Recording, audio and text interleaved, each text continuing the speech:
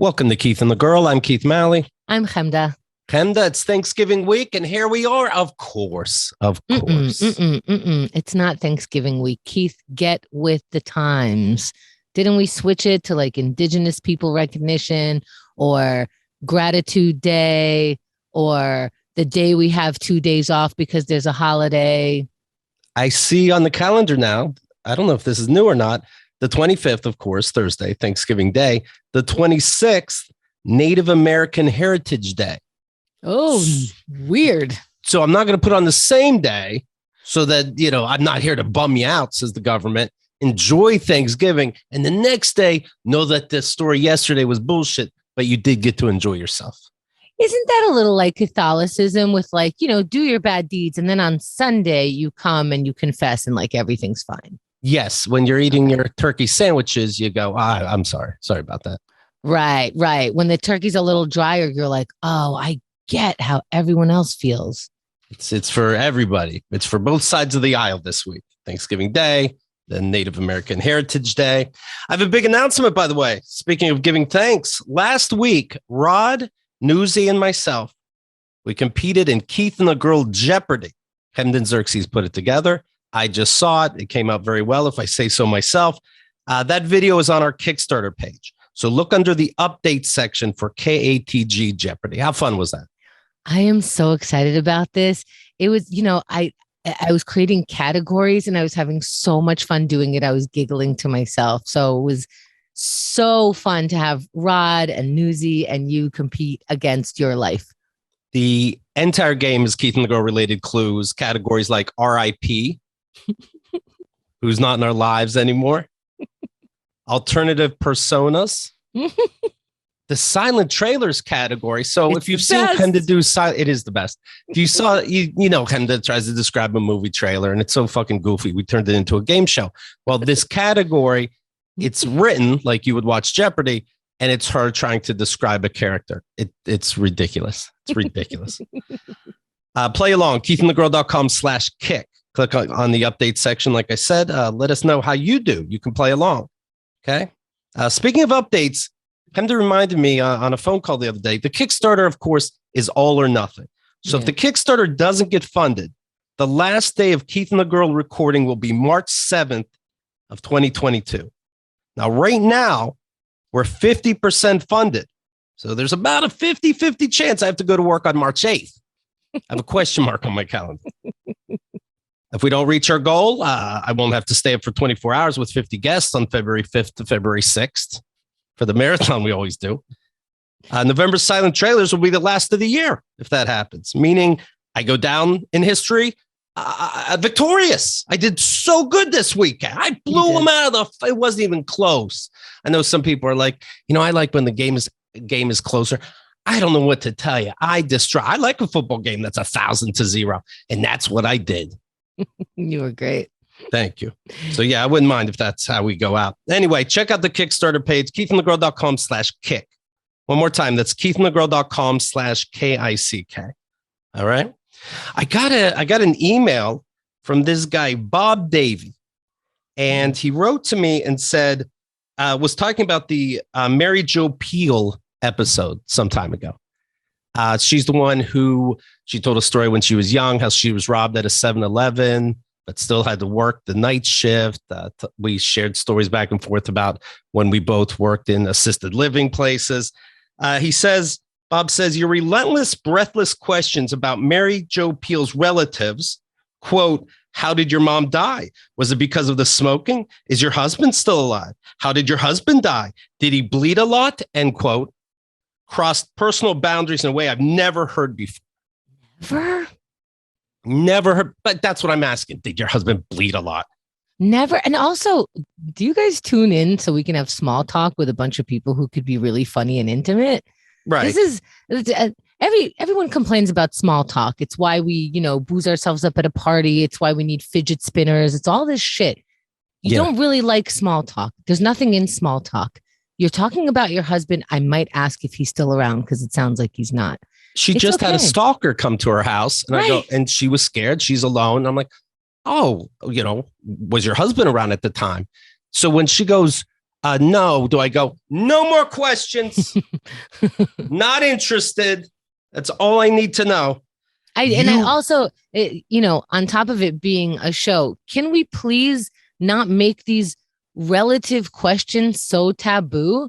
You can't. People's lives are not so private that you can't ask them about their personal relationships with people. What the fuck are you people talking about out there? If not like, how's this relationship? What happened here? What did you do today? When you were a kid, Bob, and nobody would, treat you like an adult, didn't it drive you nuts? Right. And you think, I'm going to grow up and get to talk about things like this, heavy things. And things that don't add up. It's like, wait, didn't you just say you had a husband? There's something missing there. There's another question. Our hesitation to ask each other what feels like is so invasive is sometimes it comes down to we shouldn't be embarrassed about our regular lives. He says, you really sicken me. Aww. You have lost a listener, a former listener in New Jersey. This is what got you this? Right. Oh, I wonder if their partner died or they had some sort of like related trauma. What else could it be? I mean, we talked about people's suicides and rapes. And here's the thing that bothers me the most, Bob. You didn't give me a chance to be better. You just left. Which I know is never true. You're going to be my biggest fan. But is this how people try to get shout outs for free? Shout out to Bob. Right. I see these dorks. I have a VR golf game. And I just saw it's the greatest thing I've ever played in my life. And I saw a review where somebody said, your latest golf course is too hard for me. Other than that, though, it's the best game I ever played. And it's so inexpensive. But the course, 1 star. 1 star review. Make it easier. I'll give you 5 stars. Bob, who gives a fuck? Goodbye. Then he wrote back again, when you don't, I guess he didn't get a response fast enough. I could tell Mary Jo was appalled. You owe her an on-podcast apology. If you have any decency, you will offer it. Oh, well, I didn't know we were looking for decency. I gotta step it up. Now, of course, I write back. Hi, Bob. This was sent immediately from her management. Hey, guys, thanks so much for having MJ on the show the other day. She had a blast and would love to come back sometime. She'd also be such a great contestant for Silent Trailers if you ever need to fill a spot. Thanks again. Hope all is well with you guys. Then I write, so what I'm trying to say is shame on you. And recognize that your weird attitude affects other things in your life. Go fuck yourself. Talk to you soon, Keith. Like a little bit of zen and a little bit of go fuck yourself from you. Yes. Very on brand with the response here. He wrote back. You demand the showing of the receipts and you definitely work on that. Like on that basis, you're just like, here's this receipt, here's that receipt, here's my thoughts upon it. And if you writing back, you better reference all of the receipts that I said. There's sent at midnight. You're a hopeless schmuck. He said that. Then 4 a.m, another email. Shut up. Well, if you're not going to listen, it doesn't mean we start talking in emails. I get to a private show for you now because you're not listening anymore. But he called you a schmuck and then emailed back? Yeah, at midnight, I'm a hopeless schmuck. And then at 4 a.m, the following email I'm about to read you. Maybe hope enters at 4 a.m. Okay, well, now I'm in. Let's go. Keith, I apologize for insulting you. I was angry. What? Here's something you might one day come to understand, boy. Okay. Yeah, that was a roller coaster. 1, to raise the topic of the death of a loved one with someone is not intimate with is not something one does without care and sensitivity. Is this your dad? Right. What would one do, Bob? Oh, my God. I hope your wife's fucking your friends. To raise the topic of death to a loved one with someone one is not intimate with is not something one does without great care and sensitivity, which you did not exhibit. We're talking about Mary Jo's mother. No one is closer than that. So I bet this guy's mother died. Right. You discussed it in the same tone of voice one would use about what one had for lunch. Wow. Oh, Bob, I'm so sorry this happened to you. That's right. That's probably tough. It sounds like you were close with your mother. That's really hard. 2, to do so in a public forum and remove any sense of privacy is to make the offense worse. You're not reading our diary here. This is not private. Right. She wants privacy, but she does interviews. Okay. 3, when someone dies of lung cancer, to ask, was she a smoker, is, whether you know it or not, to imply that she caused her own death. I get that. She deserved it. Okay, don't push it. This is like, don't go too far. But I get that. I get that the correlation is off. What I should have done is she goes, my mom died of lung cancer. She said, and I guess nobody knows anything about it. Sorry to hear.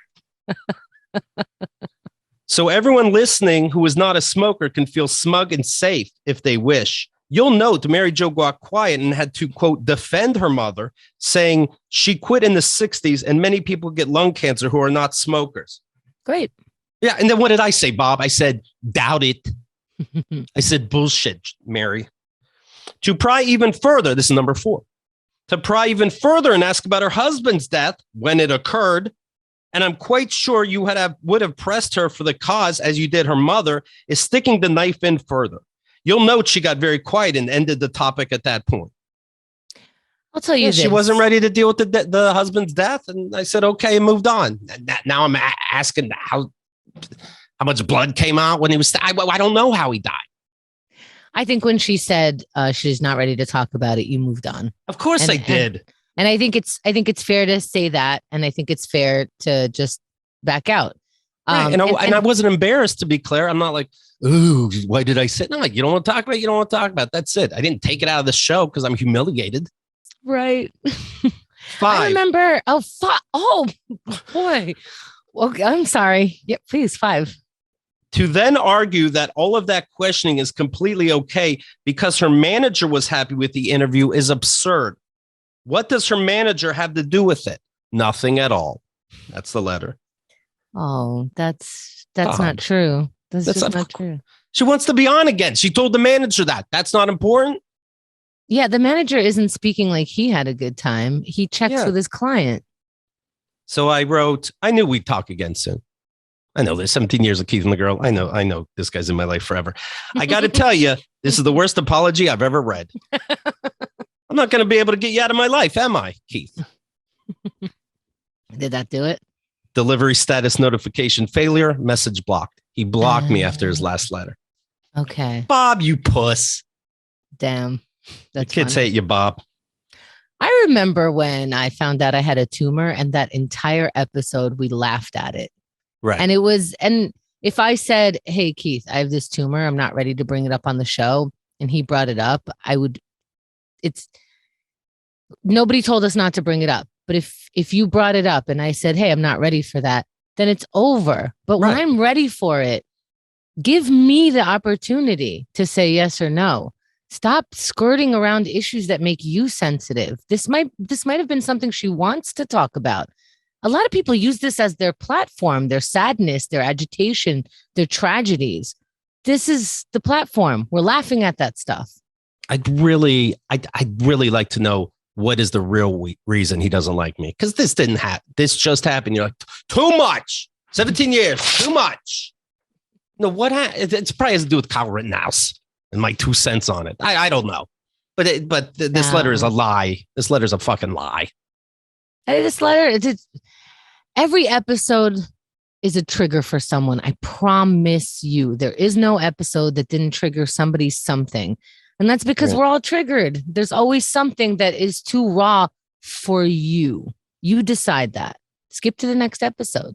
Imagine being a grown adult and you go to your computer and you're like, you're a schmuck. Send, block. Imagine you're a grown adult with a job and a house and a car and a dog. Not a mom you have to worry about anymore, but imagine you're a grown adult and you went, block, final thought. You puss. You sad, sad puss. My God. By the way, speaking of Kyle Rittenhouse, the defense attorney says he's not going to go on Fox News. He's going on MSNBC and CNN. Imagine you're the defense for Kyle Rittenhouse and you go, but Fox News is too much. Wow. Oh my God. Funny? Yeah. I'll go on the liberal talk shows. You guys are out to lunch. How is everybody not nervous that he's going to have microphones in his face right now? And he gets nervous when you get in his face, so No, he gets careful. fake nervous, but okay. Yeah. Oh, that day's nervous. Yes, different nerves every day. I see a tweet from somebody, Shane Smith. He says, I'm telling my conservative cousins that they're making the Kool-Aid man into Kool-Aid they just to watch him melt down. And then underneath in comments, for real? And then another person says, this is too much. Now they're making it the Kool-Aid they? Like, this is the world you live in? And you're able to walk around? Yes, we're making it the Kool-Aid they. You fucking wacko. Holy shit. Keith is mostly upset that that's grammatically incorrect. I mean, and you're going to go to Thanksgiving and see these people that believe it's the Kool-Aid day. Oh, who's staying home?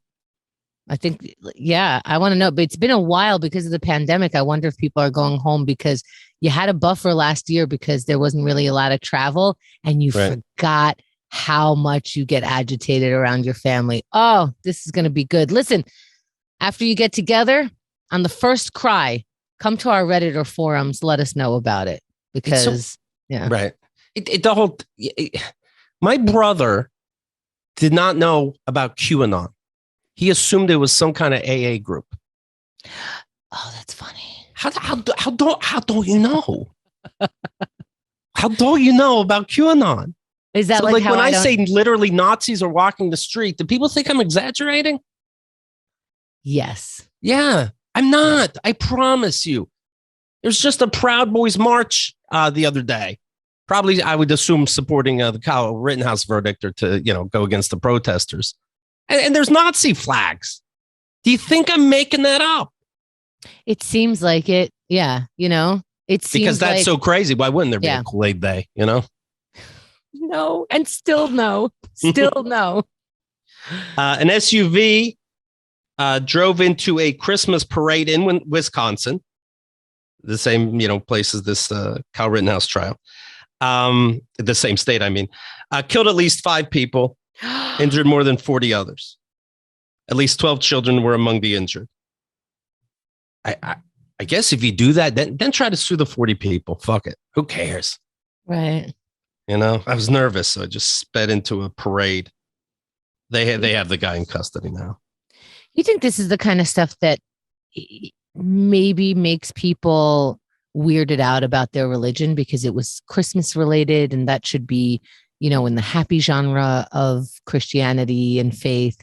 And here is a huge tragedy. Or do they double down because it's like, oh, we should pay more attention. God is trying to give us a hint. We need to be better. That kind of stuff. Yes. Yeah, fair.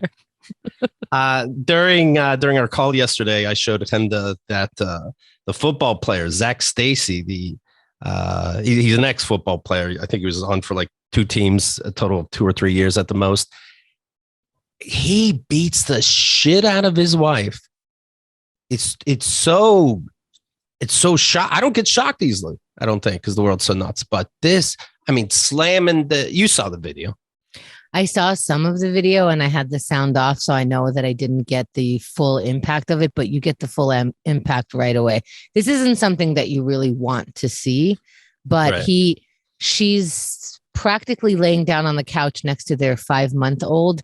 And he picks her up from a seated position and throws her against the TV so hard, the TV falls off onto her and no one is fazed. She's not shocked. No. She's like, oh, it's almost like, why are you doing this? Yeah. So it's been going on for a long time, what she says. And while Keith is telling me this, I'm like, wait, so they're at their house. Who's filming this? Were they like on a Zoom call or something? How is this being filmed? So I go to see it and it looks like indoor surveillance cameras from the top. And when you watch the video, you can see that fight from 2 angles. Right. So you wonder if she put up the video or I honestly think they both could have put up the video because I don't know, maybe they're rich. Doesn't look like a rich house, but like you're monitoring your house. I don't know. But even if he knew, he seems like so reactive that right. I think that he could have been aware of those cameras and still reacted like that. It's yeah, and then she has makeup on and she's putting out saying, hey, he left and I'm scared. That they have him now, I think. Or is he on the run? No, they have him. Of course they have him now because he's out on bail, by the way. Oh no. But she's saying and I'm like, don't put the makeup on. What do you mean? I don't know. Show some bruises and I don't know. I found the makeup weird. Well, I feel like, okay, so she's not like at a dance club with, party atmosphere, right? I feel like my mother, if my father died and you went to her house, she would be just as put together. This is regular stuff to these people. Right. So my mother gets up. If she were a makeup person, she would get up, put on her makeup. You won't see her without it. So I think this is just regular. It's not party mode. Trust me, Kyle will have lipstick on at your wedding. She's presenting. That's the irony because she has lipstick. I can't kiss her at her wedding. I meant your funeral. Okay, that one makes more. Yes. That makes more sense the way you were going. The wife tried to attend the bond hearing, to give her side of the story, as if you need it. The video's not enough, but they moved the court schedule. They moved it ahead. They moved it earlier, and she couldn't make it to that. So perhaps that affected him being able to get bond. Holy shit! How do you get bonded? 10,000? That's it. Yeah. So you're only putting up a percentage of that. Probably $1,000 you're putting up. Even if he had to put 10,000, he's an ex-football player. I think he still has some money, right? Who cares? You can. Who knows? Yeah. He bullied me for so long that at one point I believed it was my fault, she said. It's disturbing and disgusting to see things people have said online about what did I do. Oh, people are crazy. The physical abuse began in May. I didn't report it. I was pregnant at the time. I wanted my son's dad to be there for me and for the birth of his first child. So I forgave him. I get it. Wow. Yeah, put up those cameras. Good. Stacy, 30, the wife, has been, let's see. Oh, no, let's see. What is his last name is Stacy. So. Oh, okay. Yeah. Zach Stacy. Okay. Mm-hmm. He's been charged with aggravated assault and criminal mischief. Oh, so mischievous. So mischievous. There's not a law that's called beating someone to a pulp. I don't know how she even survived being thrown like that. That was wow. And then the lawyer stuff is what always blows my mind. That's somebody to defend it. Yeah. Hey, Keith, what are you working on? An abuse case. Oh, good. Yeah, fuck that guy. But you're a defendant, right? Yeah. So it's just an abuse case. What are you defending? A football player. Oh, so I guess guys can be abused too. Sometimes they don't report it, right? Yeah, it's a football player that did. I'm defending. What's that? The best of mashed potatoes? What do you? What? Yeah, I think everybody has a defense. The dial that we all have dialogue running in our head, and this is yours. What are your showers like? You go through, right? Sure. There's a whole scene in showers, right? For everybody. Mm-hmm. Yeah. You go over like your own arguments and other people's arguments. What would happen if? Yeah. I mean, you just don't say, right? At Thanksgiving dinner, you don't say what case you're working on. You don't tell anybody you're defending this piece of shit. Confidentiality, but they're going to see you on TV. They might recognize you. I'd wear a mustache, I guess. Mask up. Yeah, I definitely have a mask. Mm-hmm. You can take your mask off here, sir. Trust me, I can't. I'm under my mask. Hey, trust me, I can't. You're at Thanksgiving dinner with your mask on. Right. Because you forgot to mask up when they took your picture of Oh, Chemda. I'm excited about this new Jeopardy game. Me too. It was very scary, very nerve-wracking. I do have a movie review. I saw the movie Belfast. Mm-hmm. I don't know of this. That's it. Really? Oh, because I'm so surprised. I thought you would love. You went to the movie theater? I went to the movie theater. The guy that directed Thor directed this movie, so they have the kid reading a Thor comic book for a second. You're supposed to be like, oh, but that's not so fun. You can't trick me. Oh, I saw a superhero on a comic book. Who gives a shit? Did you like Thor? I didn't like Thor, but I do like Thor in all these other movies. I didn't like the single Thor movies. Okay. You know what I mean? But with Avengers, I like Thor. He's a funny dude. I'm excited about the new Spider-Man movie, where we're going into the multiverse. Well, they're out of other verse, so. So the rumor is that you're going to have the old Spider-Mans in this new movie with the latest Spider-Man. How exciting is that? They're running out of ideas. They already. How many movies are there? What else is Spider-Man going to do? He can't continue being kind of shy and kind of the greatest hero of all time. What other plot lines are there? Of course, he meets other people. He's got to do something. I think there's a scene where the 3 different spiders get together and they giggle about what they've done. You know, I'd be nervous for these Spider-Men, because does that mean all their love interests are going to be back too, and they all talk shit about the other? You know, does during like their dinner reunion, does the bad guy Spider-Man come in and like? Yeah, there's going to be bad guys from the other Spider-Man movies. I think it sounds clever. Turn over the table, cake is everywhere. We'll see. We'll see. KeithAndTheGirl.com/kick, KICK. Please take a look. And we'll talk to you soon.